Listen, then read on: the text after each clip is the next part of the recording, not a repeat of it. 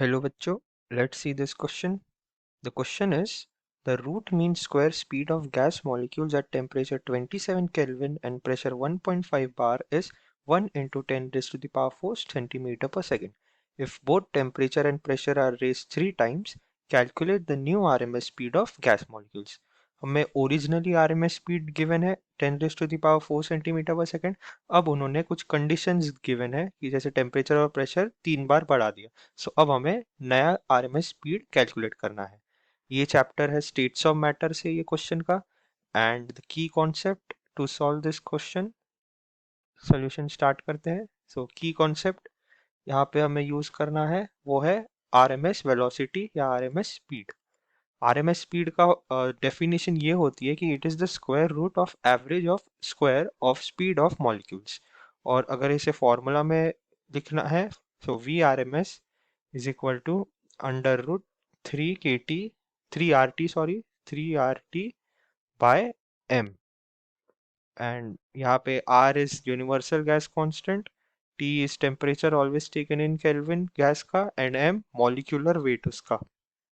अब हम इस फॉर्मूले से बोल सकते हैं, डिराइव कर सकते हैं कि वी आर एम एस का डिपेंडेंस उसके टेम्परेचर पे ही है, क्योंकि यहाँ पे आर तो कांस्टेंट रहता है, यूनिवर्सल गैस कांस्टेंट, और गैस दोनों कंडीशन में सेम है, सो मॉलिक्यूलर वेट भी सेम रहेगा। तो हम लिख सकते हैं कि V R M S is directly proportional to square root of temperature of that gas.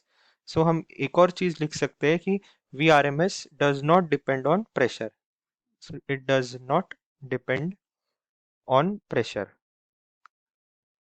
So pressure के रिलेटेड जितनी भी चीजें यहाँ पे दी गई है हम उसे इग्नोर करेंगे और सिर्फ और सिर्फ टेम्परेचर पे फोकस रहेंगे। सो सबसे पहले सोल्यूशन स्टार्ट करते हैं। First of all it is given that root mean square of gas molecules at a temperature 27 kelvin.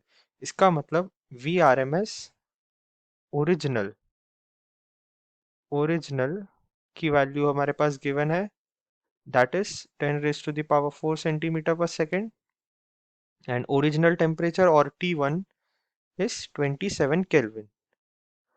अब हमें VRMS न्यू बताना है। VRMS न्यू वही हमें पूछा है, और हमें गिवन है कि टेम्परेचर और प्रेशर को वो 3 टाइम्स इंक्रीज कर रहे, तो प्रेशर का कोई रिलेशन नहीं है यहाँ, सिर्फ हमें टेम्परेचर से मतलब है। एंड टेम्परेचर को 3 टाइम्स कर रहे, so it would be 3 × 27 kelvin. अब ये जो रिलेशन हमने लाया है, सो इससे हम वर्क करते हैं। So V R M S original, so V original divided by V new, V R M S new, this would be equal to under root of temperature original या T1 by T2। So this is equal to under root 27 by 3 into 27, which is equal to 1 by root 3।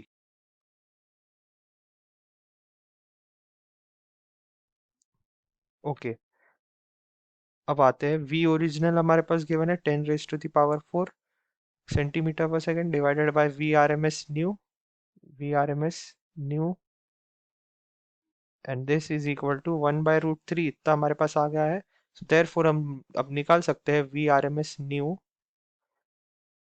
And that's equal to root 3 into 10 raise to the power 4।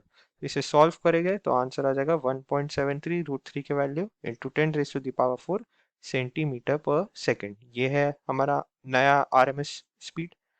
Closing statement लिख लेते हैं, and thus new R M S speed, new R M S speed of the gas is 1.73 into 10 raised to the power 4 centimeter per second। I hope you understood this well. All the best.